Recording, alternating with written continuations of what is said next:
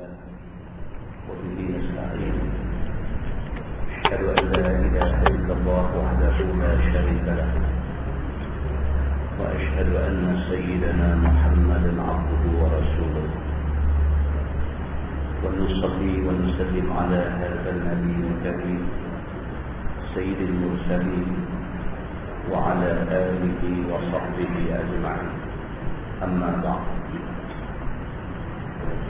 أيها المؤمنون، اتقوا الله، أوصيكم وإياي بتقوى الله، فقد فاز المتقون.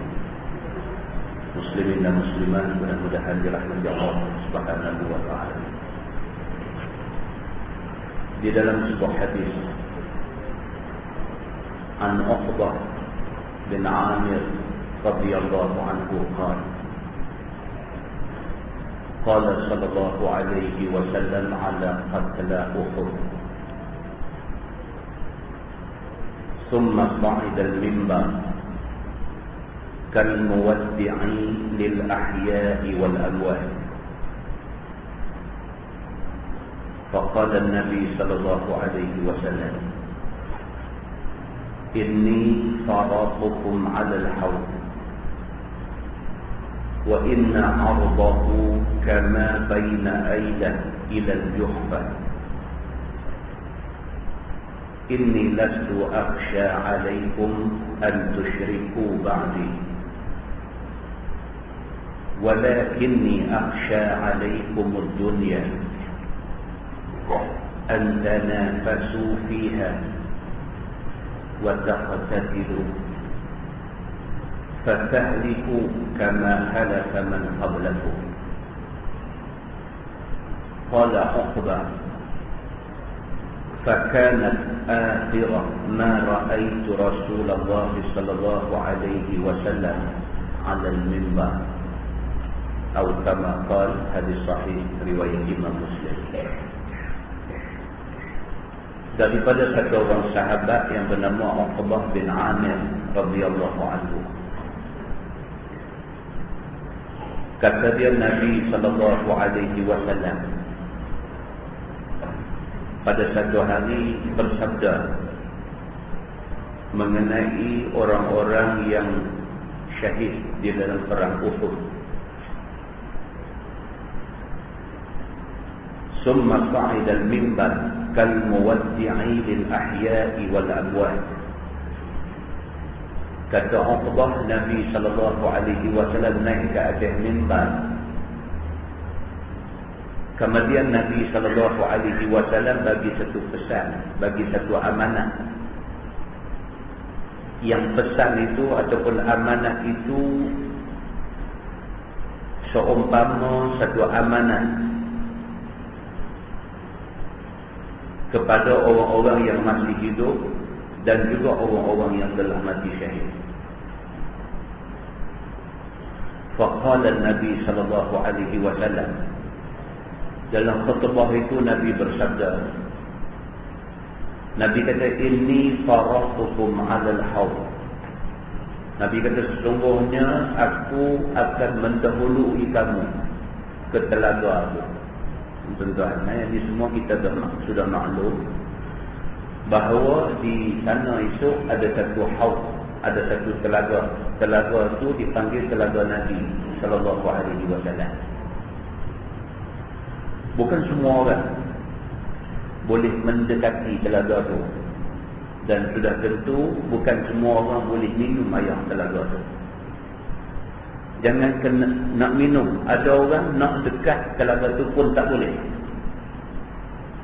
Ada orang yang nak pergi dekat tapi dihalang oleh malaikat Allah al-muqarrabun. Maka Nabi sallallahu alaihi wasallam di dalam khutbah dia ni, Nabi sallallahu alaihi wasallam bersabda, Nabi kata, inni faraqukum 'alal haud. Nabi kata, aku akan mengepalai, aku akan mendahului hampa semua ke telaga itu. Nak pergi ke telaga Nabi itu, Nabi pimpin, Nabi mendahului orang yang nak ke telaga ini. Nabi kata, wa inna 'ardahu kama baina ailah ila al-juhfah. Luas telaga Nabi SAW ni luas dia seperti mana luas daripada Ailah ke Juhfah. Ailah ni kalau hari ni dalam bentuk dia tulis Ilah. Ilah itu Ailah dulu. Dia bersempadan di antara negeri Israel dengan Jordan sebelah ni. Di situ letaknya Ailah. Ataupun hari ini orang panggil Ilah. Juhfah salah satu bantang pelabuhan di Saudi. Kalau kita belajar bab haji ni, di antara miqat haji, di antara miqat haji, tempat orang nak niat ihram bila nak buat haji ni, di antaranya ialah Juhfah.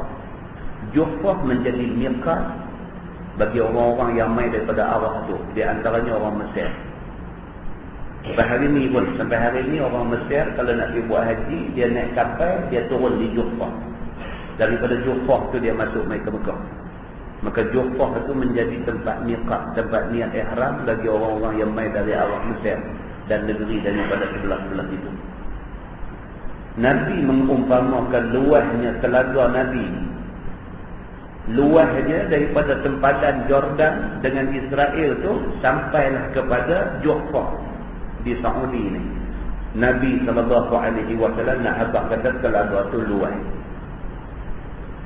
Sahabat pernah tanya Nabi, cukup ke kalau semua orang pergi nak minum di telaga tu? Nabi kata cebok yang disediakan untuk cedok air telaga dan minum tu, cebok tu saja Nabi kata sebanyak bintang di langit. Kemudian Nabi SAW kata air telaga Nabi ini siapa yang berpeluang minum sekali teguk menghilangkan dahaga dia selama-lamanya. Ni yang dikatakan haud ataupun telaga Nabi SAW. Hanya orang-orang yang terpilih yang boleh mendekati dan seterusnya minum air telaga Nabi SAW. Maka Nabi SAW ketika dia pergi khutbah di depan sahabat-sahabat ni, Nabi sebut tentang benda ni. Nabi fokus tentang benda ni. Nabi kata sesungguhnya aku akan mendahului semua orang yang dijemput ke telaga itu. Dan luasnya telaga aku ni kalau nak diumpamakan, luas dia daripada Ailah dekat dengan Jordan, Israel sana, sampailah ke Juhfah di Saudi ni. Nabi kata inni lastu akhsha alaikum an tusyriku ba'di. Nabi kata aku tak takut sepeninggalan aku esok orang akan jadi kafir, kembali syirik kepada Allah Subhanahu wa taala. Nabi kata aku tak takut orang yang dah jadi Islam esok jadi musyrikin, jadi orang-orang yang syirik Allah, jadi orang yang sembah tokoh sepeninggalan aku esok. Itu aku tak takut, Nabi kata. Walakinni akhsha alaikumud dunya. Tapi yang aku takut dalam khutbah ni, Nabi kata, dan yang paling aku takut esok bila aku tak ada esok ni, ialah aku takut umat aku dia jadi gila dunia. Dia kata, ini yang aku takut. Orang Islam nak pergi jadi kafir, orang Islam nak murtad, orang Islam daripada sembah Allah nak pergi sembah tokoh ni, Nabi kata aku tak takut. Sebab kalau jadi pun tak ramai. Tapi hak aku takut ni, Nabi kata, ialah dunia. Antana fasufiha. Aku takut umat yang aku tinggal esok ni mereka terpengaruh dengan dunia. Wataqtatilu. Aku takut umat yang aku tinggal esok ni kerana terpengaruh dengan dunia tu, mereka boleh sampai berbunuh-bunuh. Kerana dunia, tentang dunia ni apa? Dunia ni duit ringgit, dunia ni pangkat, dunia ni kuasa, dunia ni kemewahan, itu dunia. Kerana duit ringgit, kerana kuasa, kerana pangkat, kerana perempuan, kerana benda-benda yang bersifat dunia ni, kerana benda-benda ni, Nabi kata aku takut esok umat aku berbunuh-bunuh.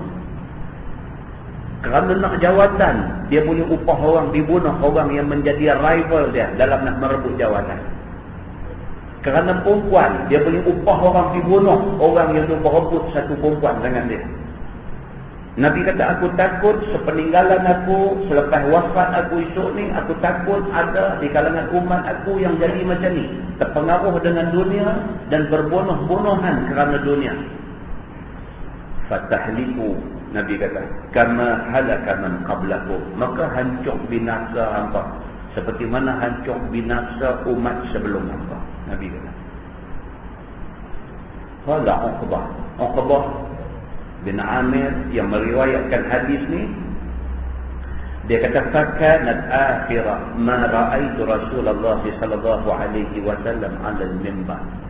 Uqbah kata, itulah kali yang penghadis, kali akhir, kali yang last sekali aku tengok Nabi sallallahu alaihi wasallam berkhutbah di atas mimbar.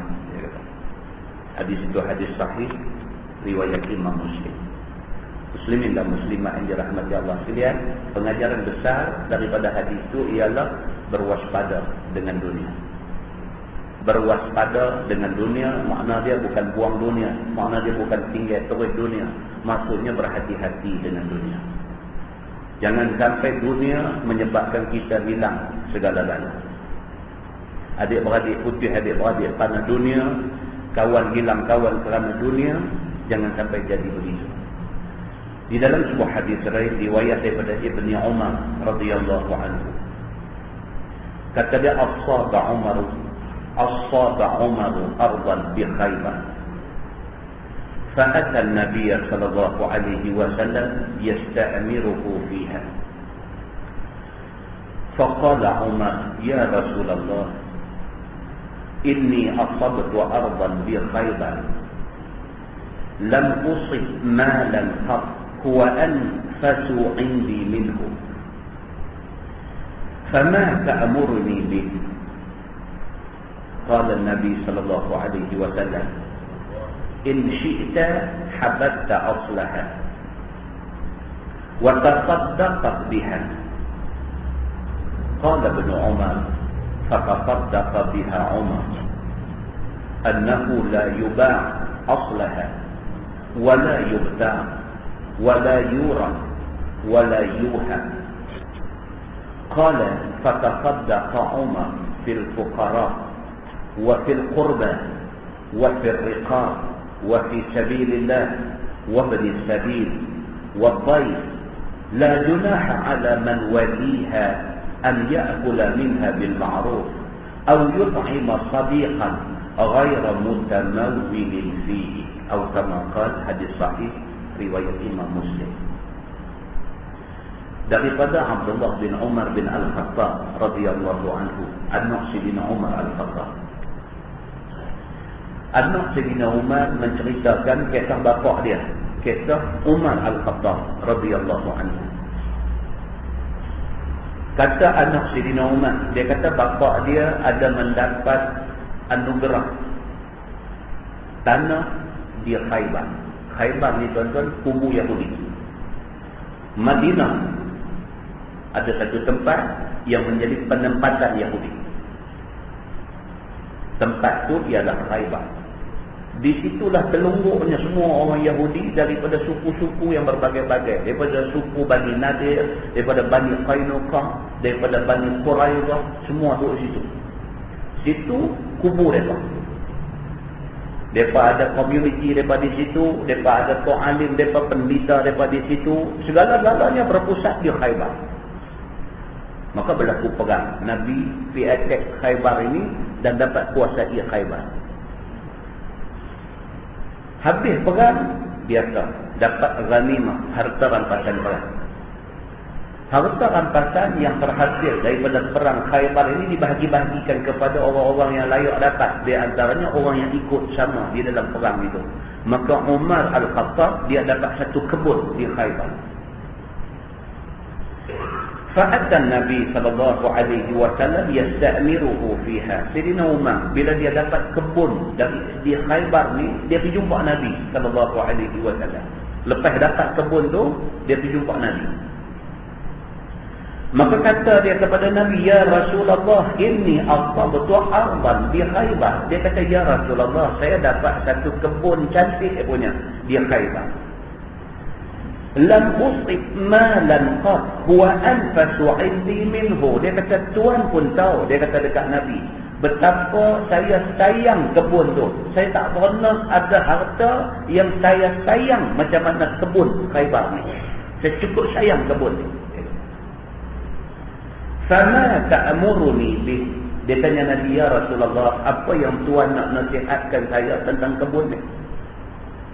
Dia dapat, benda tu dah jadi hak dia dah. Benda dah duduk dalam tangan dia dah.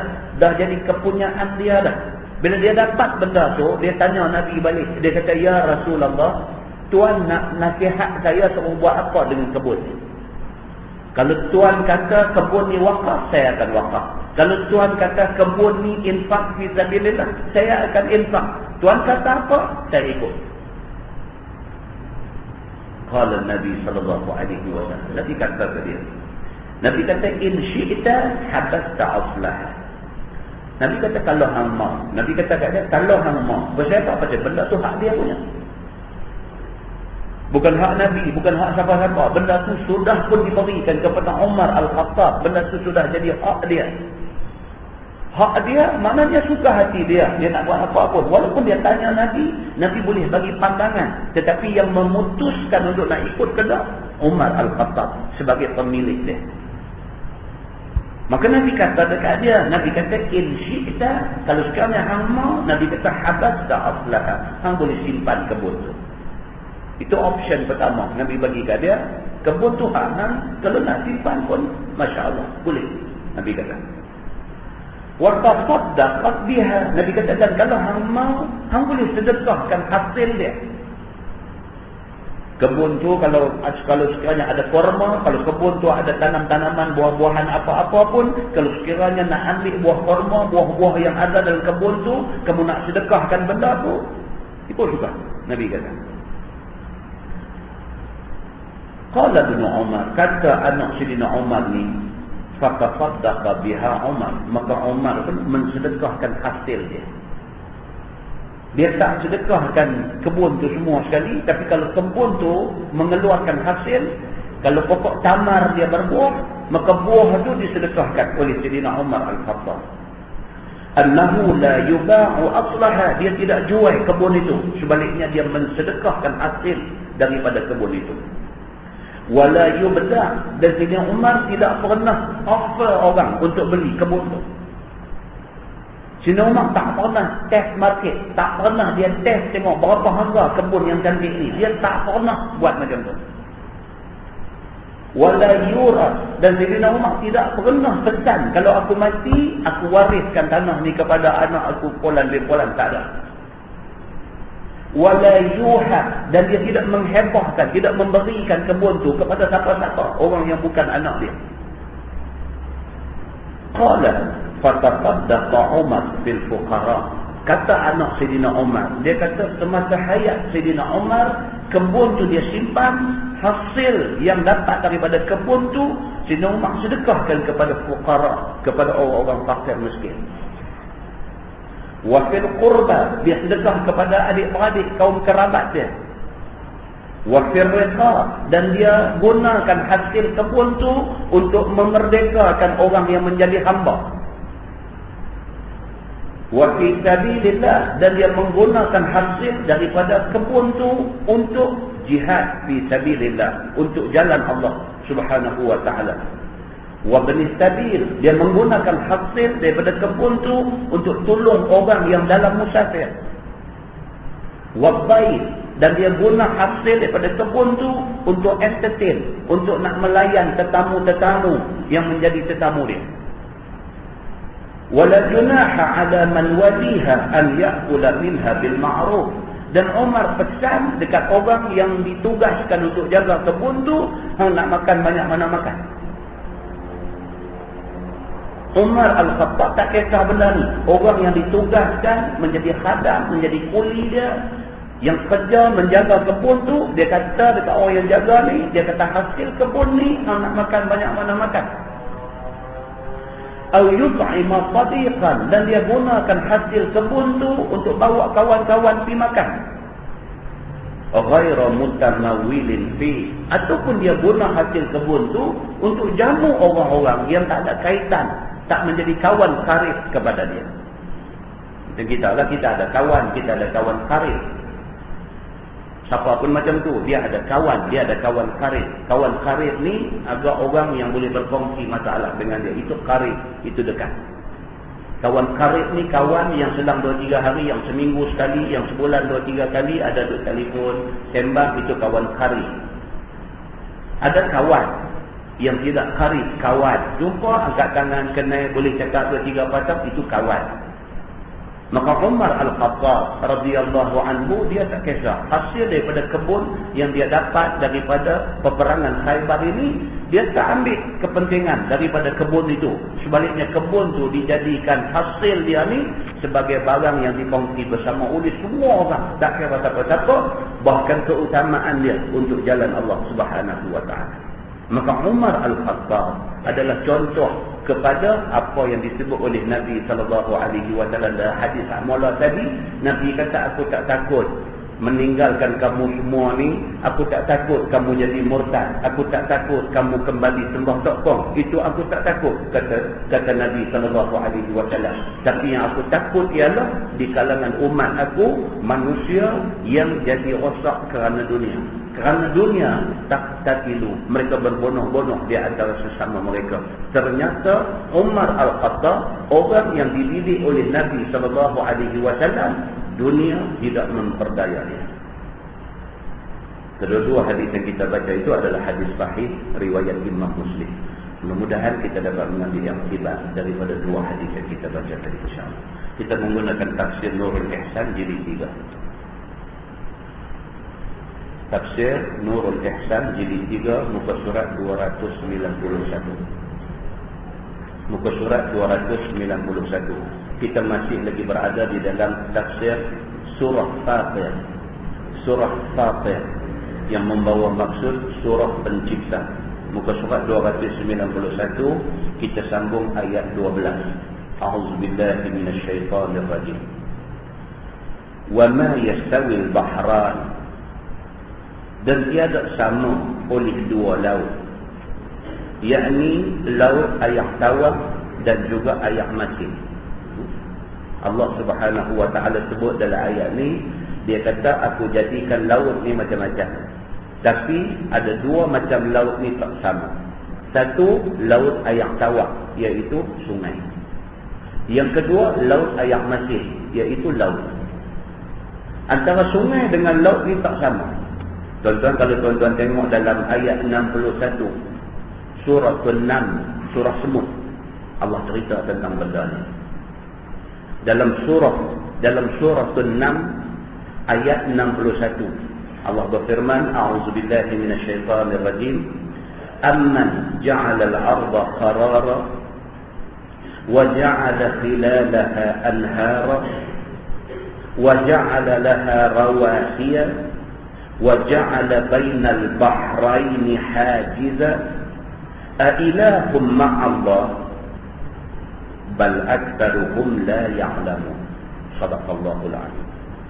Allah sebut dalam ayat itu dalam bentuk tanya. Tuhan kata, amman ja'alal arda qarara. Ni surah An-Nam. Allah kata, siapa yang jadikan bumi ini sebagai tempat? Tuhan tanya ni, manusia yang duk baca Quran ni, manusia yang duk khatam Quran bulan Ramadan ni, Tuhan tanya dalam ayat tu. Tuhan kata, amman ja'alal arda qarara, siapa yang menjadikan bumi ini tempat menetap, tempat tinggal? Siapa yang bagi dia? Tuan-tuan pergi planet Marikh, tak ada orang duduk. Tuan-tuan pergi planet Pluto, tak ada orang duduk. Tuan-tuan pergi ke bulan, tak ada orang duduk. Tapi di bumi ini semua orang duduk sini. Siapa? Tuhan tanya dalam Quran, siapa yang menjadikan bumi ini tempat tinggal kepada manusia? Siapa? Tuhan tanya. Wa ja'ala khilalaha anhara. Tuhan kata, siapa yang jadikan gunung ni kukuh di atas muka bumi? Tuhan tanya. Yang mata hampa duk tengok bukit, duk tengok gunung, bukit kecil dengan gunung yang besar, hampa duk tengok semua benda ni.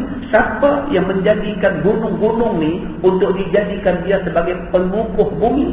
Siapa bagi jadi gunung-gunung ni? Tuhan tanya. Wa ja'ala laha rawasiya, dan siapa yang menjadikan pemisah Dan siapa yang menjadikan di celah-celahnya itu sungai?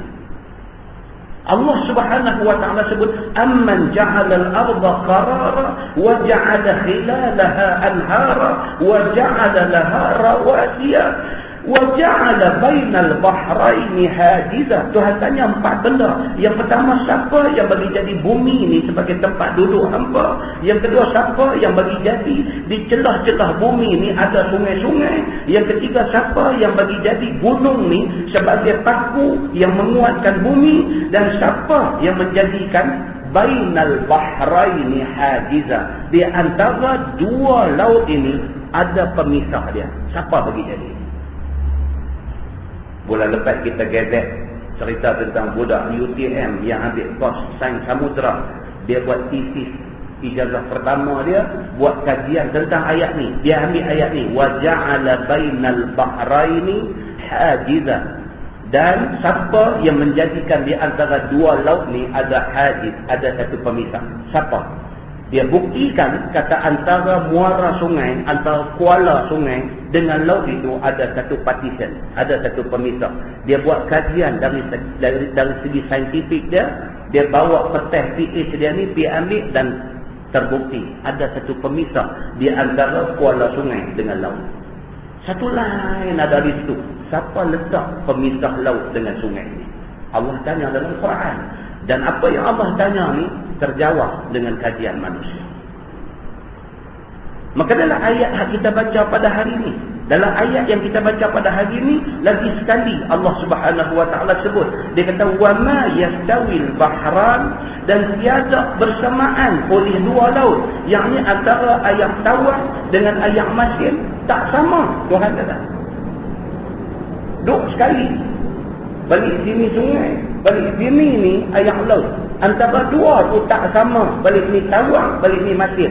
Tuhan kata, siapa bagi jadi benda ni semua? Samakah air tawar dengan air masin? Tuhan tanya. Hadza azbun furat sa'i'un syarabuh. Ini laut air tawar, yakni sungai yang lazat buat orang yang meminumnya. Wa hadza milhul ujaj, dan sebelah sini pula adalah laut air masin yang amat sangat. Tuhan kata, aku bagi jadi balik ni sungai. Sungai tu manusia boleh ambil manfaat, ambil air tu buat jadi air minum kita. Balik ni aku buat laut, air laut. Kalau hampa nak buat air minum, jenuh hampa nak proses dia. Nak kena ada satu kelang pula, nak suling air tu, nak kena proses daripada masin tu, nak bagi jadi tawar, nak bagi jadi boleh guna. Sedangkan Allah Subhanahu wa ta'ala boleh buat hak ni balik ni tawar, hak balik ni masin. Tuhan boleh buat senang-senang aja. Tuan-tuan bayangkan kalau Allah jadikan air hujan yang turun di semua masin macam air laut, jenuh kita. Allah tak buat macam tu. Allah buat kata sini ada air tawar, sini ada air masin. Air tawar hampa boleh ambil manfaat minum, lazat rasa air tu. Air masin susah kalau hampa nak proses dia. Allah Subhanahu wa ta'ala menjadikan benda ni, dan Allah sebut benda ni dalam Quran supaya manusia reti kata Allah yang buat benda bagi jadi macam ni. Firman Allah, wa min kullin ta'kuluna lahman tariyan, dan daripada tiap-tiap 2 laut tadi, sungai dan juga laut ni, kamu makan akan daging yang empuk, iaitu ikan laut dan juga ikan darat. Tuhan kata pula dalam sungai aku bagi menatang jenis boleh hidup air tawar hidup. Hak dalam laut aku bagi menatang hak jenis boleh hidup dalam air mati hidup. Tuhan buat macam tu tuan-tuan. Tuan-tuan ambil ikan keli, ikan awan, lepas di pasal mereka, lepas dalam laut mati ikan tu. Tuan-tuan ambil ketam dalam laut, ambil udang petas, ambil apa, ambil bubuh dalam air sungai, mati. Tuhan bukan sahaja buat sungai, buat laut, dia bagi bersambung, tetapi Tuhan jadikan pula spesies binatang yang boleh hidup di sungai saja, yang boleh hidup di laut saja. Dia cross border main balik ni, dia tak boleh hidup. Allah Subhanahu wa ta'ala, Tuhan Maha Kuasa.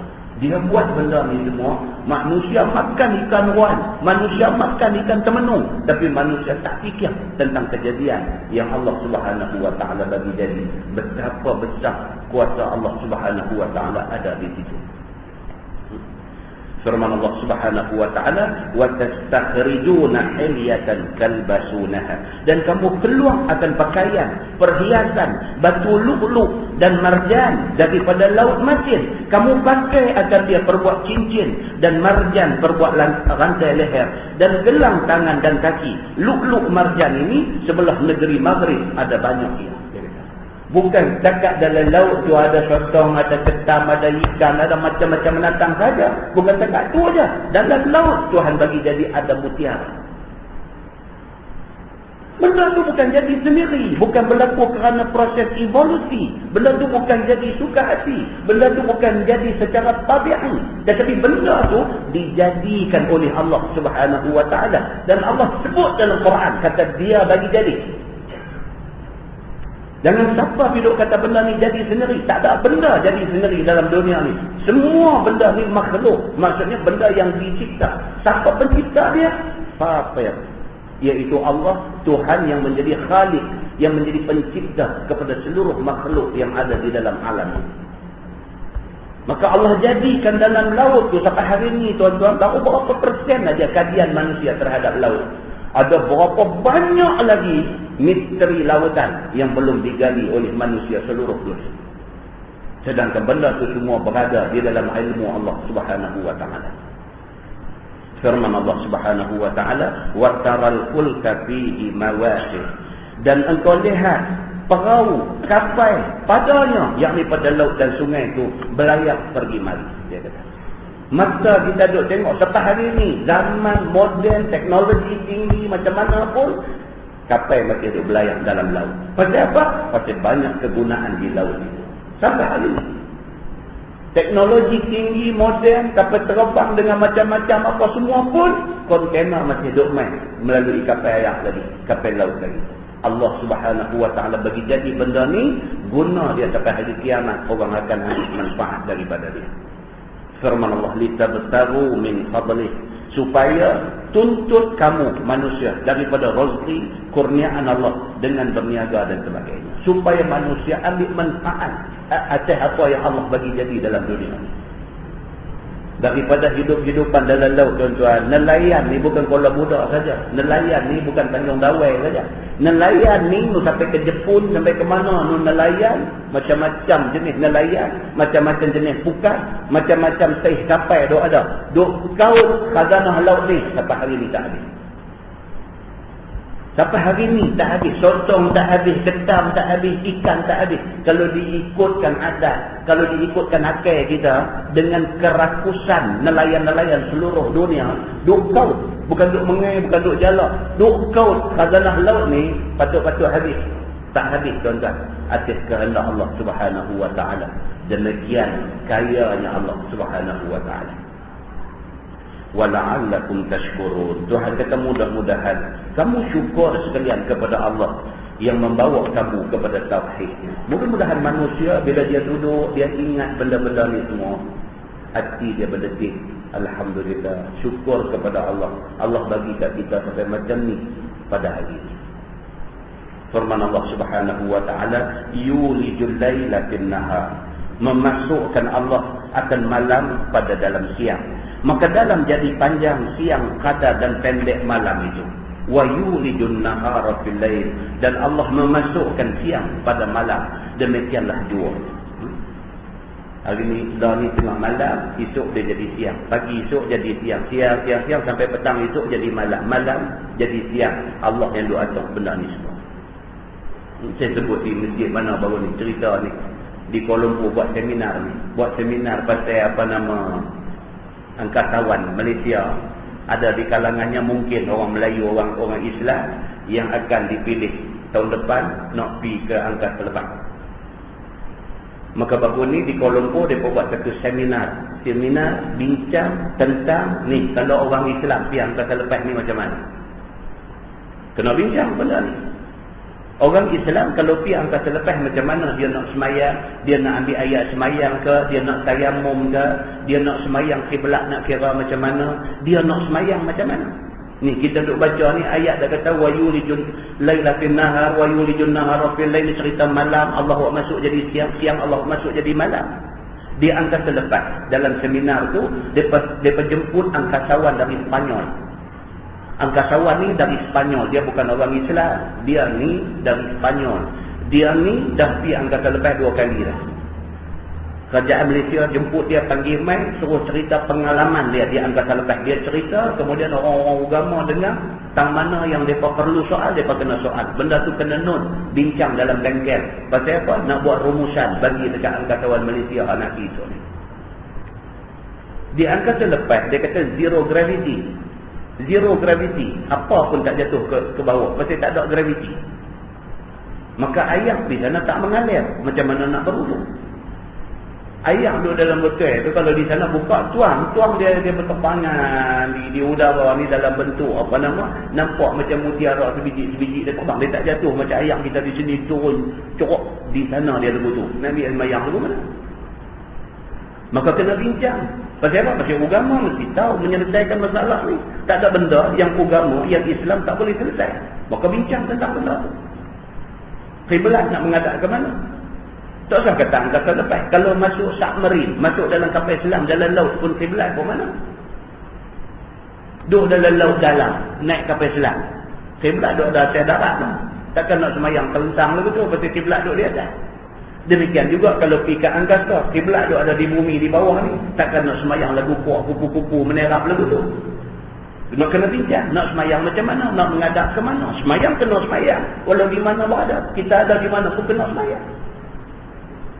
Nak bincang pula pasal di sana dia kata apa? Di sana dia kata 16 kali siang, 16 kali malam dalam 24 jam. 24 jam kita di dunia ni, 12 jam siang, 12 jam malam. Tapi dia angkasa lepas, dalam 24 jam tu dia kata akan berlaku 16 kali siang, 16 kali malam. Maknanya tiap-tiap 90 minit dia tukar. 90 minit siang, sat lagi 90 minit malam. Sat lagi 90 minit siang, sat lagi 90 minit malam. Itu macam mana cerita? Itu juga duduk di dalam kuasa Allah. Yang memasukkan siang ke dalam malam, yang memasukkan malam ke dalam siang, ialah Allah Subhanahu wa ta'ala. Allah bukan Tuhan penduduk bumi saja. Allah adalah Tuhan Rabbul Alamin. Semesta alam ni dia Tuhan. Maka hasil daripada perbincangan itu mereka kumpulkan, mereka bukukan dan dijadikan panduan. Kalau sekiranya ada orang Islam yang akan pergi ke angkasa di sana esok ni. Bincang sampai ke tahap kalau sekiranya angkasawan ni mati di sana, nak buat macam mana? Kalau ada 2 angkasawan Islam, tak apa, seorang mati, seorang nak kena sempurnakan mayat dia tanam di sana ke apa, semayang ada boleh. Kalau sekiranya dia seorang aja Islam di sana mati, nak buat macam mana? Kena simpan, nak balik mai sini. Kalau sekiranya simpan juga di sana, siapa nak simpan dia? Semayang mayat boleh ke kita di bumi buat semayang gaib, semayang mayat gaib untuk dia? Semua ni dibincangkan dan semua ni termasuk di dalam ayat yang kita baca ni. Cerita kata Allah yang memasukkan siang ke dalam malam, dan Allah itulah yang memasukkan malam kepada siang. Sama ada malam siang itu berlaku dalam 24 jam ataupun malam siang itu berlaku dalam 90 minit. Muslimin dan muslimah yang dirahmati Allah, demikian ruang lingkup kekuasaan Allah Subhanahu wa ta'ala.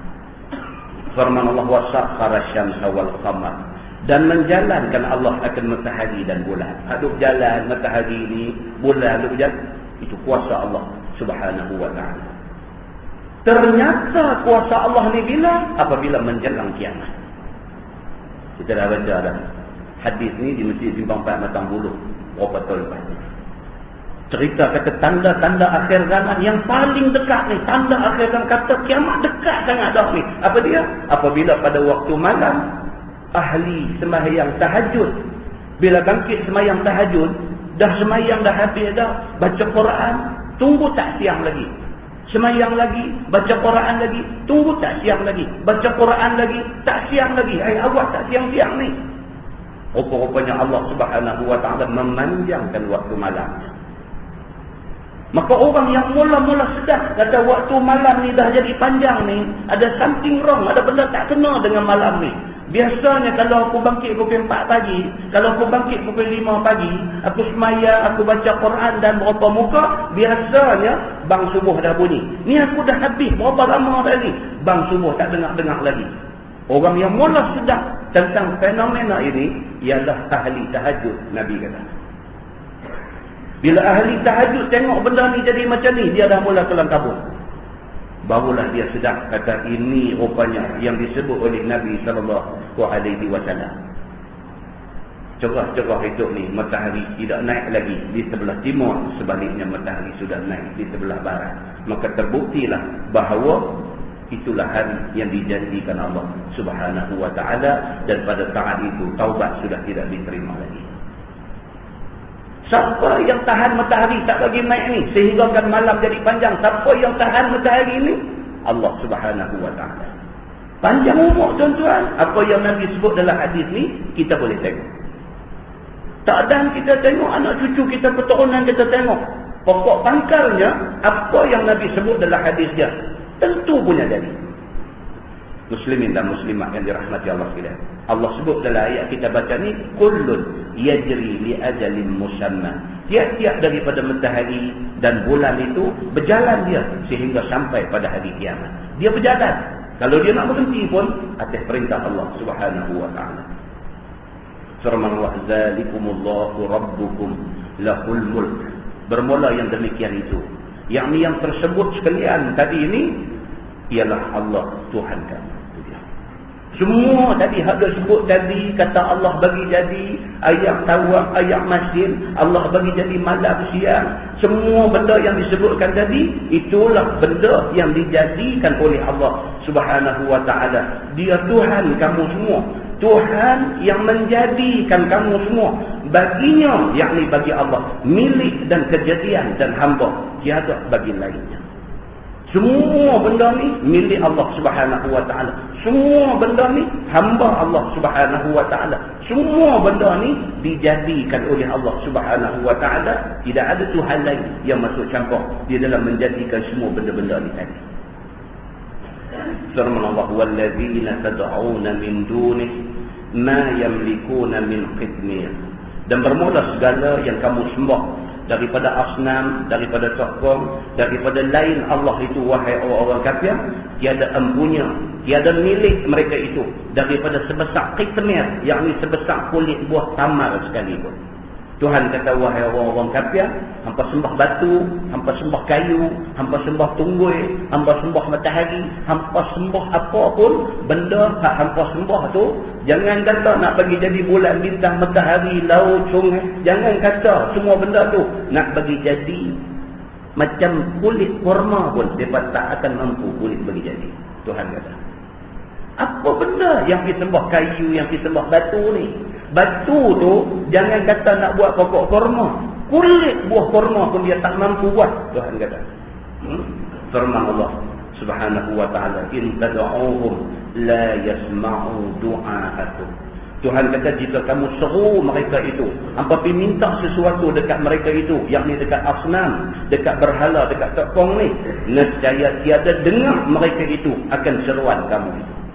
Hampa pergi berdiri di depan batu, di depan kayu yang hampa duk kata Tuhan, hampa duk sembah ni, hampa pergi berdiri depan dia, minta lah apa pun dekat dia, menjerit sampai keluar ongkong pun depan dia, dia tak dengar hampa duk kata apa, kerana dia batu. Dia tak dengar hampa kata apa, pasal dia kayu. Maka Allah Subhanahu wa ta'ala kata, tak sah hidup sembah benda-benda yang tak boleh nak bagi manfaat, tak boleh nak datangkan mudarat kepada siapa-siapa. Firman Allah, walau sami'u mastajabu lakum.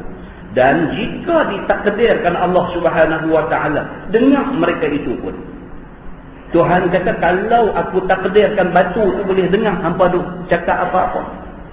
Tuhan kata, kalaulah aku takdirkan kayu tu boleh dengar hampa duk cakap apa-apa, tiada perkenan mereka itu akan kamu, yakni dengan beri manfaat ataupun tolak mudarat. Tuhan kata, kalau aku takdirkan batu tu boleh dengar pun, dia tak boleh tolong hampa juga.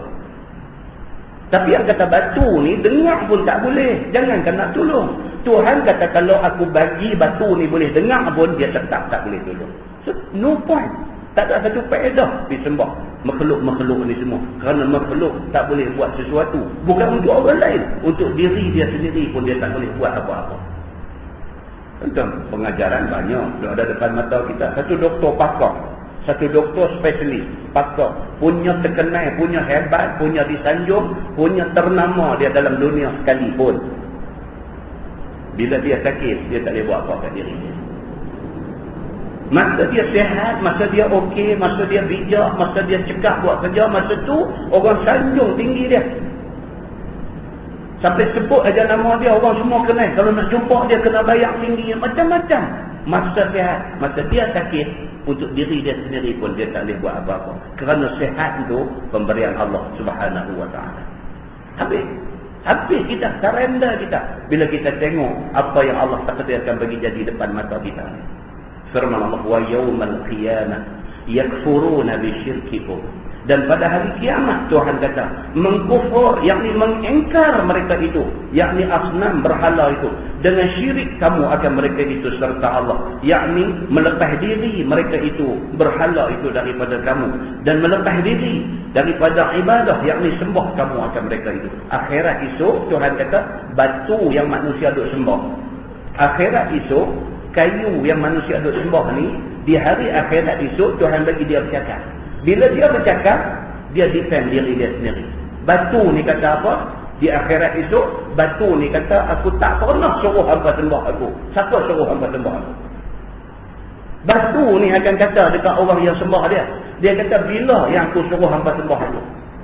Aku tak tahu apa pun, hampa pergi ambil aku daripada batu besar sebiji, hampa pahat aku buat bagi jadi bentuk, lepas tu hampa sembah aku. Aku tak pernah suruh hampa buat lagu tu kat aku. Aku tak pernah suruh hampa sembah aku. Pasal apa hampa sembah aku? Aku tak mau sangkut dengan kerja syirik yang hampa buat ni. Batu tu sendiri tak mau mengaku, kata dia Tuhan kepada orang yang duk mempertuhankan dia. Allah sebut dalam Quran, firman Allah Subhanahu wa ta'ala, wala yunabbi'uka mithlu khabir. Dan tiada mengkhabar akan dikau ya Muhammad dengan ahwal dua negeri. Seumpama khabaran Tuhan yang khabir, yakni khabaran Allah Subhanahu wa ta'ala. Kerana ia, yakni kerana Allah tahu apa yang akan jadi atas ahli dunia dan ahli akhirat. Batu ni dia tak boleh habang apa ke orang. Yang boleh habang dekat manusia apa yang nak jadi ke depan esok, apa akan jadi, dulu apa jadi, yang akan habang ni Allah Subhanahu wa ta'ala. Sebab dalam Quran tuan-tuan, dia bukan sahaja cerita benda hak jadi dah. Quran ni bukan sahaja cerita benda hak jadi dah. Cerita Nabi Adam dulu, Tuhan bagi dia jadi daripada apa, dia duduk di mana dulu, macam mana Allah jadikan teman hidup dia Hawa, apa yang menjadi sebab kepada Adam dan Hawa dikeluarkan daripada syurga main ke dunia. Benda ni semua kita tak tahu tuan-tuan, kalau Allah tak bagi tahu dalam Quran. Bila kita baca Quran baru kita tahu. Itu cerita dulu. Cerita dulu Allah bagi tahu kat kita dalam Quran. Demikian juga Quran cerita dekat kita benda akan datang. Cerita kiamat. Tuhan bagi tahu dekat kita Al-Qari'ah, Mal-Qari'ah, wa ma adraka Mal-Qari'ah. Cerita semua itu tentang kiamat. Allah cerita dekat kita tentang kiamat. Idza zulzilatil ardu zilzalaha. Cerita tentang kegoncangan hari kiamat. Itu cerita tak jadi lagi. Tuhan cerita dulu dekat kita benda yang akan jadi esok ni. Maka Quran ni daripada benda jadi dah berapa lama dulu, sampailah benda tu jadi dah, sampai benda akan jadi menjelang hari kiamat. Allah cerita semua dalam Quran. Tetapi batu kayu yang manusia ambil sembah buat Tuhan tak boleh buat, tak boleh habaq apa kepada manusia. Tuhan punya tu buka minda, buka akal ni bagi manusia fikir supaya manusia sembah Allah Subhanahu wa ta'ala. Masih ramai orang yang tidak sembah Allah Subhanahu wa ta'ala. Firman Allah Subhanahu wa ta'ala, ya ayyuhan nas, wahai manusia, antumul fuqara'u ila Allah. Tuhan kata bermula kamu wahai manusia, kamu itu hamba yang sangat fakir, berhajat kepada Allah Subhanahu wa ta'ala, agar akan sempurnalah hajat tiap-tiap kelakuan kamu. Tuhan sebut kat kita benda betul. Tuhan kata apa? Tuhan nak bagi kita sedar. Tuhan kata ya ayyuhan nas, wahai manusia, antumul fuqara'u ila Allah, hamba fakir di sisi Tuhan. Manusia ni kaya raya, duit banyak macam mana pun, manusia ni pandai bijaksana macam mana pun, manusia ni harta melimpah ruah macam mana sekalipun, manusia fakir di sisi Allah. Fakir dalam maksud kata apa? Dalam maksud kata kita ni kok mana pun berhajat dengan Allah. Duit ringgit banyak, kuasa ada dalam tangan, orang yang menjadi kenalan kita ramai macam mana pun, bila kita mai sakit, kita minta ke Allah juga. Bermakna manusia kok mana pun fakir, kok mana pun mengharapkan sesuatu hajat dia di sisi Allah Subhanahu wa taala. Duit banyak macam mana pun, hospital mana pun kita boleh pergi. Kita ada duit boleh bayar. Tapi bila pergi sampai ke ujung dunia, berubat tak boleh nak baik. Tikar semayang itulah jadi kawan kita. Bangkit pukul 4 pagi, bangkit pukul 5 pagi. Tahajud, semayang hajat, angkat tangan minta dekat Allah. Air mata bercucuran jatuh. Basah sejadah tu. Minta ya Allah, bagilah sihat kepada orang tuan-tuan dan perempuan muslimin dan muslimat yang dirahmati Allah sekalian. Maka Allah sebut dalam ayat ni apa? Antumul fuqara'u ilallah. Hampa kok mana pun, hampa fakir di sisi Allah Subhanahu wa taala. Firman Allah, wallahu huwal ghaniyyul hamid. Dan Allah Taala itu dialah Tuhan yang kaya daripada yang lain-lain. Hak betul-betul kaya ni Allah Subhanahu wa taala.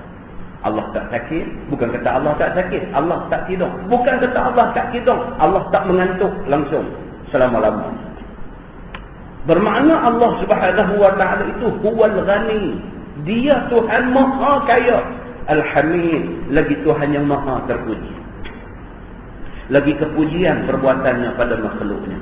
Firman Allah, in yasha yuzhibkum wa ya'ti bi khalqin jadid. Ini amaran. Tuhan kata apa? Jika kehendaki Allah menghilangkan kamu daripada bumi ini, nescaya menghilangkan Allah akan kamu dengan cara mati kamu sekalian. Tuhan bagi amaran. Tuhan kata, wahai manusia, kalau dah aku benci dekat hampa hidup ni, aku buang hampa daripada muka bumi. Tuhan bagi amaran. Tuhan bagi amaran kepada manusia semua. Dia kata dalam ayat tu, in yasha, kalau Tuhan mau, yuzhibkum, Tuhan akan bagi hamba hilang. Tuhan nak bagi hilang tak susah tuan-tuan. Dia buat mic 3 kali ganda tsunami hari itu ni. Tsunami hari itu ni mic ketinggian 10 meter aja. Tuan-tuan tengok apa jadi kepada Aceh. Kalau Tuhan buat mic ombak yang macam tu 3 kali ganda, bukan Aceh tuan-tuan, Malaysia ni ranak habis. Tuhan kalau dia mau, dia sendiri kata dalam Quran, in yasha, kalau sekiranya Tuhan mau, yuzhibkum, aku boleh bagi hampa hilang sekali mata. Tuhan kata, kalau aku mau, kalau aku marah, kalau sampai ke tahap aku nak ambil tindakan betul-betul dekat hampa, sekali mata hampa tak ada di atas muka bumi ini. Dan dia kata, wa ya'ti bi khalqin jadid, dan mendatangkan Allah dengan makhluk yang baru lain daripada hampa semua. Tuhan kata, kalau dah aku benci, kalau dah aku meluat dekat ada ni, aku boleh buang semua sekali. Aku ganti main hamba yang baru. Wa ma zalika 'ala Allahi bi'aziz. Dan tiadalah yang demikian itu atas Allah itu payah. Tuhan kata nak buat macam yang aku kata tu, hamba jangan ingat susah aku nak buat benda tu. Senang kalau sekiranya aku nak buat. Tuan-tuan, idza arada syai'an an yaqula lahu kun fayakun. Tuhan kalau dia mai satu tahap, dia nak buat kun fayakun. Jadi tak ada siapa boleh halang apa yang Tuhan mau daripada jadi. Muslimin dan muslimat yang dirahmati Allah sekalian. Firman Allah, wala taziru waziratun wizra ukhra, dan tiada menanggung dosa oleh orang yang berdosa itu akan dosa orang lain. Hanya dosa diri dia dan dosa orang yang dia sesat akan dia, itu dia tanggung. Ayat ni terang-terang Tuhan kata apa? Wala taziru waziratun wizra ukhra.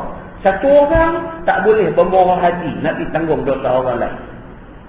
Dan satu orang tak boleh paksa orang lain tanggung dosa dia. Tak boleh. Dosa hang tanggung, dosa dia tanggung.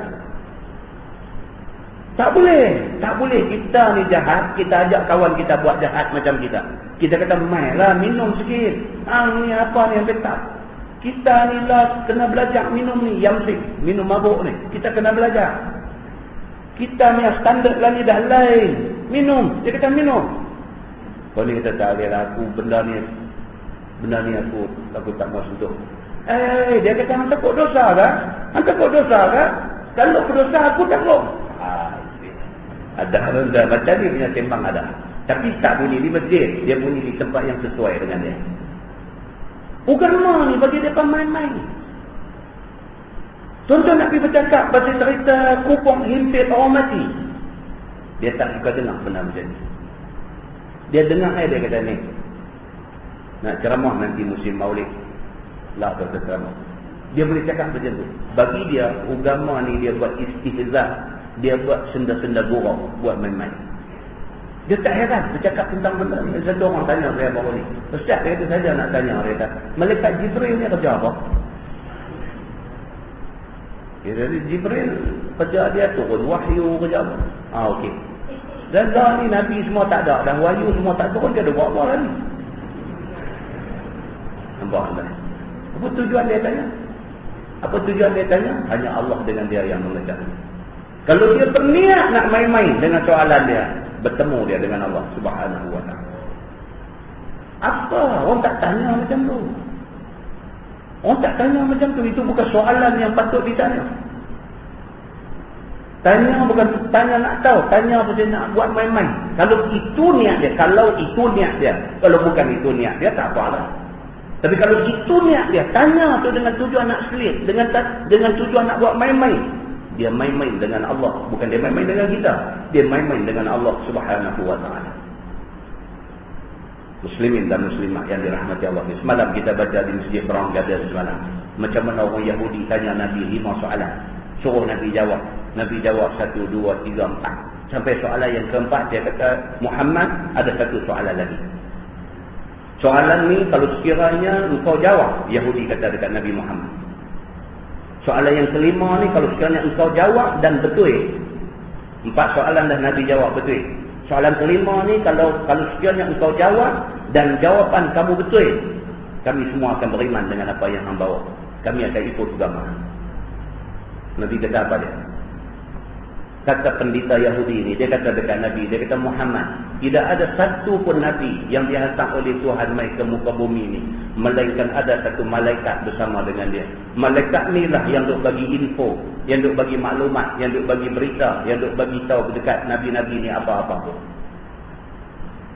Siapa dia malaikat yang bersama dengan hang? Dia tanya Nabi. Siapa dia malaikat yang bersama dengan hang? Nabi jawab apa? Nabi jawab Jibril alaihi salam. Dia tanya balik Nabi. Yahudi ni tanya balik Nabi. Dia kata Jibril. Nabi kata ya Jibril. Oh, dia kata, hang tahu tak Jibril itu siapa? Yahudi kata, hang tahu tak Jibril itu siapa? Jibril ni lah yang bertanggungjawab bawa mai perintah-perintah suruh perang dan sebagainya. Jibril buat turun wahyu. Bila turun mai wahyu perintah perang dan sebagainya, dia kata, hang tahu tak Jibril ni siapa? Jibril ni lah paling tak guna. Dia ni dia buat mai ayat-ayat suruh orang perang dan sebagainya. Kalau sekiranya tadi hang jawab kata malaikat yang bersama hang tu malaikat Mikail, malaikat yang membawa rezeki, yang membawa turun hujan, malaikat yang menumbuhkan tumbuh-tumbuhan, dia kata kalau Mikail yang hang jawab tadi, sudah tentu kami beriman dengan hang. Tapi oleh kerana hang jawab Jibril, kami tak akan ikut hang. Tuan-tuan, Yahudi dia baca Taurat. Dalam Taurat, Allah sudah bagi tahu tentang Jibril. Dia bukan tak tahu kata Jibril ni adalah Nabi yang bertanggungjawab, adalah malaikat yang bertanggungjawab menurunkan wahyu kepada Nabi. Dia tahu, tapi saja dia sebut nama Jibril ni dan dia kaitkan dengan benda-benda ni, Jibril buat turun ayat perintah perang dan sebagainya, atas alasan tu dia tak mau beriman dengan apa yang dibawa oleh Nabi Muhammad sallallahu alaihi wasallam. Allah buat turun ayat tegur perbuatan. Man kana aduwwan li Jibril, turun ayat. Siapa menjadi musuh Jibril ni, jaga dia. Muslimin dan muslimat yang dirahmati Allah sekalian. Kita kena ingat, dalam hal agama, kita berhadapan dengan Allah. Dengan Allah Subhanahu wa ta'ala. Jangan main-main dengan Allah Subhanahu wa ta'ala. Kerana bukan level kita nak buat main-main dengan Allah Subhanahu wa ta'ala. Muslimin dan muslimat yang dirahmati Allah sekalian. Maka Tuhan beritahu, wala taziru waziratun wizra ukhra. Tak ada satu orang pun yang boleh menanggung dosa satu orang yang lain. Demikianlah juga sebaliknya, siapa pun tak boleh tolong tanggung dosa orang lain. Wa in tad'u musqalatun ila himliha la yuhmal minhu syai'. Dan jika diseru satu orang yang menanggung dosa kepada tanggungnya dosa orang lain, nescaya tiada tanggung dia daripadanya akan suatu. Demikian juga satu orang, kalau sekiranya dia rasa berat dengan dosa dia, dia minta orang lain tolong tanggung setengah dosa dia. Tak boleh. Dosa hang-hang tanggung. Begitu. Firman Allah Subhanahu wa taala, "Walau kana dza qurba." Dan jika ada yang empunya kerabat adik-beradik sekalipun, seperti mak, seperti bapa, dan seperti anak, dan seperti cucu, tak dapat menolong setengah akan setengah, melainkan amal masing-masing tanggung. Itu dia. Nampak? Keras. Ayat ni keras. Dia nak habang kata dosa orang kita tak boleh tanggung. Bukan dosa orang. Dosa orang yang menjadi zal qurba. Orang yang menjadi adik-beradik dekat dengan kita. Dosa mak kita, kita tak boleh tanggung. Dosa kita, mak kita tak boleh tanggung. Dosa anak kita, kita tak boleh tanggung. Dosa kita, anak kita tak boleh tanggung. Siapa yang lebih rapat dengan kita daripada mak pak, daripada anak, daripada bini? Orang-orang yang rapat ni, dosa masing-masing tanggung. Muslimin dan muslimat yang dirahmati Allah, ini Islam. Ini Islam. Itu sebab Allah kata dalam ayat lain, dia kata in ahsantum li anfusikum wa in asa'tum falah. Tuhan kata kalau hang buat baik untuk diri hang. Kalau hang buat jahat, akibat dia menimpa. Kita tak boleh harap orang nak bagi kat kita. Kita sendiri buat untuk kita. Kita tak boleh masa hidup kat dunia himpun harta banyak-banyak.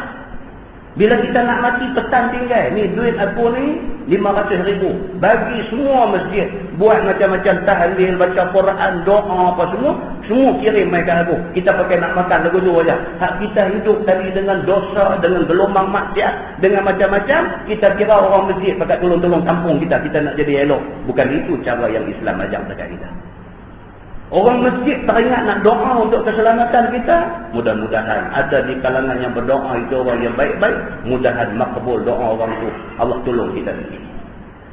Tapi mengharapkan duit yang kita cari dengan macam-macam jalan ni digunakan untuk upah orang buat macam-macam kirim mai kat kita, kita nak lepas daripada dosa dan kesalahan kita, itu bukan ajaran agama.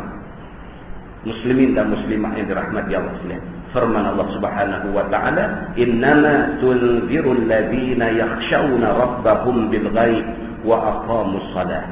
Hanya yang engkau menakuti itu wahai Muhammad. Maksudnya orang yang engkau boleh bagi peringatan dan mereka akan takut dengan peringatan engkau itu wahai Muhammad, ialah segala mereka yang takut akan Tuhan mereka itu dengan ghaib. Dia tak nampak pun, tapi bila Nabi habaq dia takut. Ini orang boleh dengar nasihat Nabi. Macam kita hari ni main masjid, dengar ayat Quran cerita pasal dahsyatnya neraka. Kita tak pernah tengok neraka, tapi ayat yang kita dengar cerita pasal neraka tu kecut hati kita bila dengar. Kita mempunyai potensi untuk menjadi orang yang taat kepada Allah. Kita dengar ayat Quran, kita dengar hadis Nabi cerita pasal dahsyatnya azab kubur. Kita dengar hadis Nabi cerita kata dalam kubur ni Allah pernah kata dekat kubur ni iltaimi alaiha. Allah perintahkan kepada kubur ni, apabila ke bumi saja satu manusia, Allah kata dekat bumi, iltaimi alaiha, wahai tanah, wahai liang kubur, bersedaginglah kamu dengan mayat ini. Maksudnya impit dia sampai jadi sebati tanah dengan mayat ni. Maka bersedaginglah tanah kubur ni. Kerana itu perintah Allah Subhanahu wa taala. Ada orang bila dengar hadis ni dia takut. Dia takut. Maka lanjutan daripada takut dia tu, dia tak berani buat benda salah. Maka orang macam ni Allah kata dekat Nabi Muhammad, orang yang boleh dengar peringatan. Tapi ada manusia yang apabila dibacakan Quran, hadis Nabi dibacakan dekat dia, sikit pun tak sentuh hati dia. Jangankan takut, sentuh pun tidak. Dia dengar ayat yang menggerunkan ni, dia dengar hadis yang menakutkan ni, tak berasa apa. Orang-orang yang macam ni, Allah Subhanahu wa taala kata, engkau tak boleh buat apa kepada mereka. Pasal apa? Hidayah ke Allah Subhanahu wa taala. Maka dia kata di sini, dan diri, yakni orang yang bagus-bagus ni bila dengar peringatan Nabi, walaupun peringatan itu benda gaib, benda yang tengok tak nampak, maka mendiri mereka itu akan sembahyang 5 waktu, dan puasa Ramadan akan mereka itu, dan zakat akan mereka itu, yakni orang yang baik-baik. Sebaliknya, waman tazakka fa innama yatazakka li nafsi. Dan barang siapa yang suci hatinya daripada syirik dan daripada kufur, yakni dengan masuk Islam dan beriman kepada Allah, maka hanya suci itu bagi dirinya dapat manfaat, iaitu lepas daripada neraka. Siapa pilih untuk suci hati dia untuk agama, Allah kata dia memilih jalan kebaikan, dia selamat daripada neraka, dia aku bagi dia masuk syurga. Siapa yang memilih untuk sucikan hati dia, dia tak mahu benda-benda yang nak jadi dosa, benda yang nak jadi dia ni ada ciri ahli neraka ni, semua dia tak mahu. Dia selamatkan diri dia daripada terlibat dengan benda-benda dosa. Orang macam ni Tuhan kata apa? Aku selamatkan dia daripada neraka. Firman Allah, wa ilallahil masir. Dan kepada Allah Subhanahu wa taala jua tempat balik, yakni tempat kembali di akhirat esok, tiada pada lainnya. Yang ni tuan-tuan, ayat pendek aja. Wa ilallahil masir. Kepada Allah tempat kita semua balik. Semua. Islam ke, bukan Islam ke, agama apa pun, derhaka ke, taat ke, apa pun, kaya ke, miskin ke, apa pun, sihat ke, sakit ke, mati hidup dulu ke, apa pun, esok wa ilallahil masir. Balik kepada Allah Subhanahu wa taala, Tuhan yang jadikan kita, kepada dia kita kembali, tidak kepada lainnya. Maka hendaklah kamu tauhid akan Allah Subhanahu wa taala dan berimanlah dengan dia. Firman Allah, wa ma yastawil a'ma wal basir. Dan tak sama orang buta dan orang yang melihat, yakni orang kafir dan orang yang beriman itu tidak sama. Tuhan nak habaq kata Islam dengan kafir tak sama. Semacam mana tak sama orang yang celak dengan orang yang buta, tak sama. Walal zulumat walal nur. Dan tak sama di antara kufur dan iman, yakni di antara gelap dan cahaya, tak sama. Malam dengan siang tak sama, gelap dengan terang tak sama. Demikianlah tak samanya orang Islam dengan orang kafir, tak sama. Walal dhillu walal harur. Dan tak sama teduh dan juga tempat yang hangat, tak sama. Kita duduk di tempat yang zil, tempat yang ada naungan, dengan kita pergi duduk tengah panas lilit, tak sama. Tak sama tempat teduh ni tu kita lindung daripada panas matahari, dengan kawan duduk tengah panas lilit tu, tak sama. Dia kata, maksud dia apa? Tempat sejuk, tempat panas tak sama. Maksud dia apa? Maksud dia syurga dengan neraka tak sama. Firman Allah Subhanahu wa taala, wa ma yastawil ahya walal amwat. Dan tak sama orang hidup dan tak sama orang mati. Orang Islam dengan orang kafir ni, orang yang Islam dan beriman dengan orang yang kafir dan engkar, tak sama. Seumpama orang hidup dengan orang mati, tak sama. Orang hidup cakap dia dengar, kita suruh dia boleh, itu orang hidup. Orang mati dia kata apa kat dia boleh, tak boleh buat apa dah. Mana boleh sama.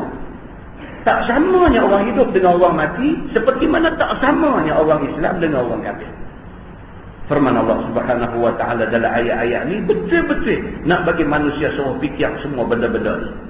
Firman Allah, wa ma anta bimusmi'in man fil qubur.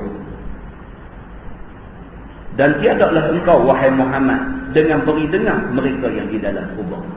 Tuhan kata manusia yang hidup kita tak boleh bagi orang mati dengar, tak boleh. Maka ayat ni dibahaskan panjang oleh ulama-ulama yang ada. Sebahagian ulama menggunakan ayat ni, dia kata kita di kubur kita duk baca macam-macam tu, peringatan tu, orang mati tak boleh buat apa dah. Seperti apa? Allah sebut dalam ayat ni, wa ma anta bimusmi'in man fil qubur. Dan tiadalah engkau wahai Muhammad boleh bagi dengar orang yang di dalam kubur. Maka ada sebahagian ulama kata boleh dengar, pasal ada hadis kata apabila selesai ke bumi mayat, orang berjalan tinggal, mayat dengar bunyi ni'al, bunyi tapak katut. Maka ambil jalan tengah pula, ulama kata apa? Dengar tu bukan kita bagi dengar, Allah yang memberi izin kepada mayat tu dengar bunyi tapak kaki orang tinggal dia dalam kubur. Itu jalan tengah nak menyelesaikan perselingkahan di antara dua pendapat.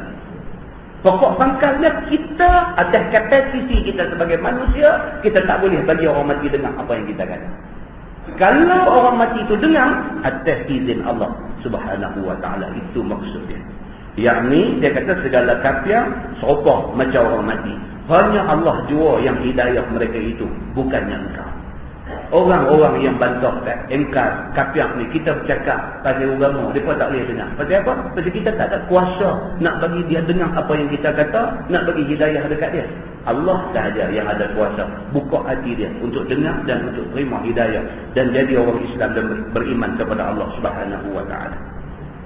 Firman Allah, in anta illa nadhir, dan tiadalah engkau wahai Muhammad melainkan menakuti jalan agama semata-mata. Allah beritahu dekat Nabi, wahai Muhammad, hang tak ada lain melainkan bagi peringatan saja. Orang nak ikut, tak mau ikut, nak dengar, tak mau dengar, nak taat ataupun nak bantah, itu bukan kerja Allah kata dekat Nabi Muhammad macam tu. Hang bagi tahu. Kalau di kalangan yang dengar tu 100 orang, 50 orang nak pakai, 50 tak mau pakai. Itulah yang jadi. Hang tak boleh nak tambah 50 bagi jadi 100, kerana Allah yang menentukan siapa yang boleh terima ajaran engkau ataupun siapa yang nak menolak ajaran engkau. Itu hidayah Allah sahaja yang boleh bagi. Nah, wallahu a'lam. Lepas ini kita masuk inna arsalnaka bil haqq. Bahawasanya kami suruh engkau wahai Muhammad jadi rasul dengan sebenar. Lepas ini dia akan ceritakan kita bahawa Nabi Muhammad sallallahu alaihi wasallam itu adalah nabi betul. Dia sebetul-betulnya sebenar-benarnya nabi dan dia membawa kebenaran kepada alam ini.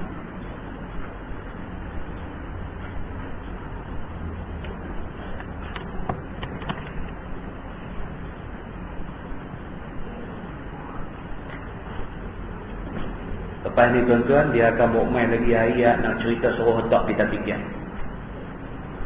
Dia nak cerita macam mana dekat kita, ayat hujan yang turun tu sama je. Kuasa, yang kata kuasa Allah ni, ayat hujan yang turun tu sama je. Tapi hasil daripada ayat hujan yang turun tu tumbuh pokok buah-buah ni macam-macam. Buah durian, rasa dia lain, bau dia lain. Nak banding dengan buah membelang, rasa buah membelang dengan bau buah membelang lain. Buah membelang dengan buah macam dengan buah kuenen nampak nak lebih kurang, tapi tak sama. Rasa pun tak sama, bau dia pun tak sama. Kita bau kita tahu kata kuenen. Orang kata tak, buah macam, kita kata tak, buah kuenen. Tuan-tuan, Allah tentukan benda ni jadi macam tu. Ayat hujan turun sama, bumi tempat tanam pokok sama, semua sama. Tapi bila keluar buah kuenen, cara kuenen, keluar buah macam, cara macam, keluar buah membelang, cara membelang. Siapa ni kita atak benda ni bagi jadi macam ni? Allah Subhanahu wa ta'ala. Dia cerita lagi kat kita, Allah bagi jadi menatang. Allah bagi jadi menatang ni nampak macam nak serupa. Tengok rimau dengan tengok kucing, nampak macam nak serupa, tapi rimau makan daging, kucing dia macam whisket ke apa lah. Kan? Tak serupa tuan-tuan. Tak serupa. Allah Subhanahu wa ta'ala bagi jadi benda-benda ni, bagi jadi ikan. Kita akan tengok Allah cerita benda ni dalam Quran. Pasal apa tuan-tuan? Quran ni 30 juzuk dah ada. 30 juzuk dah ada, 6,000 ayat lebih dah ada dalam Quran ni. Allah cerita ni, kalau betul-betul kita baca, bukan baca saja, kita tadabbur. Tadabbur ni maksudnya baca, tengok makna dia, selok tengok tafsir dia. Dia rasa macam duk ramai hati kita. Dia rasa ni betapa besarnya Allah Subhanahu wa ta'ala. Dia boleh rasa benda ni. Dan sekaligus dia akan main dalam hati kita ni apa? Dengan Tuhan jangan main-main. Dengan Tuhan jangan main-main. Bukan kita orang yang nak buat main-main dengan Tuhan ni. Siapa kita ni nak banding dengan kebesaran Allah Subhanahu wa ta'ala? Manusia kalau dia dapat benda ni tuan-tuan, aman dunia. Aman dunia. Maka perlunya kita hari ini bagi manusia ni reti agama. Supaya bertambah ramai orang yang reti agama, maka bertambahlah kebaikan ada di atas muka bumi. Mudah-mudahan semua orang mempunyai matlamat ke arah itu, dan mudah-mudahan Allah Subhanahu wa ta'ala turut serta di dalam niat baik kita. Wallahu alam. Yang baik daripada Allah, yang tak baik itu silap saya. Setangguh dengan tasbih kafarah dan surah Al-Nas. Subhanallah. Asyhadu an la ilaha illallah. Bismillahirrahmanirrahim.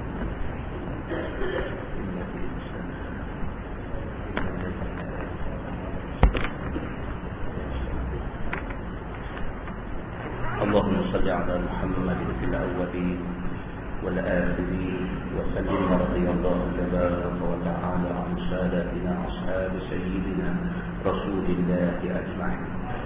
بسم الله الرحمن الرحيم. الحمد لله رب العالمين حمدا يوافي نعمه ويكافئ مزيده. يا ربنا لك الحمد كما ينبغي بجلال وجهك الكريم وعظيم سلطانك. رضينا بالله ربا وبالإسلام دينا وبمحمد نبيا ورسولا.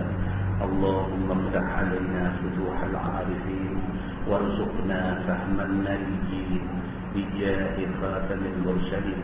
اللهم فقهنا في الدين وعلمنا التأويل واهدنا صراطك المستقيم. اللهم أرنا الحق حقا وارزقنا اتباعه وأرنا الباطل باطلا وارزقنا اجتنابه.